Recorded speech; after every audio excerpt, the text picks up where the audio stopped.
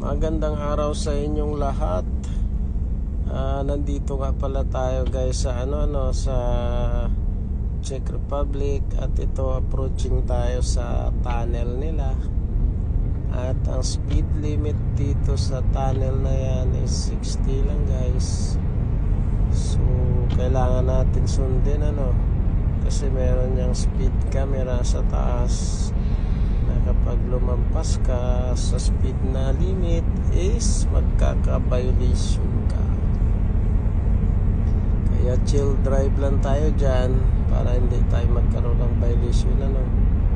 Sayang din ang euro, kaya kailangan sundin natin. Katulad ng kotse, chill lang din siya guys. Kaya sila nga sumusunod, tayo pa kaya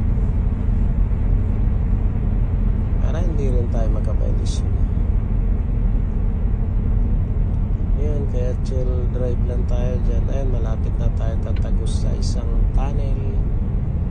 At meron yan guys kasunod pa na tunnel na medyo mahaba-haba siya. Ayun, as you can see, yun, meron na ulit siyang tunnel. Kaya isa ito sa napasok ko na tunnel na medyo mahaba siya. As you can see, 60 yung speed sa nakalagay sa taas. Kaya kailangan sundin. Di ba mas mababa ka dun kasi lumampas ka. Ayun, as you can see guys, napakaliwanag sa loob. At meron yan mga fire exit. Ganyan yung location imprecise.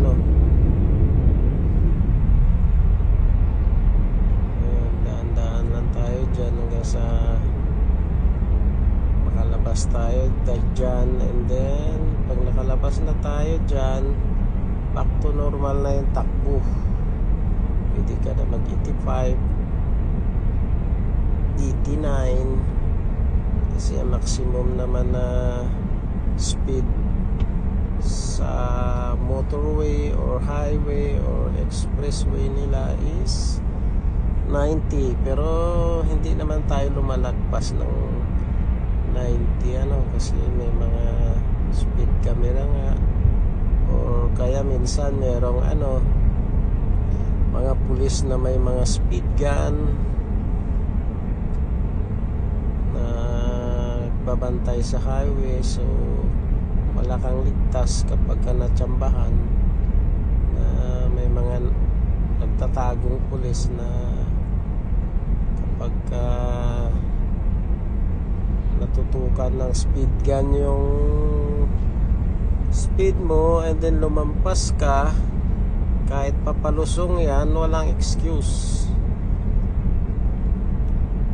Violation ka talaga. Ganyan dito. So siguro depende na rin minsan sa sa pulis kung naiintindihan niya yung palusong. Pero naranasan ko na yan. Nagkaroon ako ng violation na hindi ko nasasabihin kung magkano, medyo may kamahalan. Kaya hindi ko na inuulit yung pampalampas ng 90 kahit sa palusong. Ayan guys, nakalabas na tayo sa pangalawang tunnels. Kaya ayan, pwede na tayo magmatulin pagkalabas dyan. Location found. Yun lang guys ang video natin for today.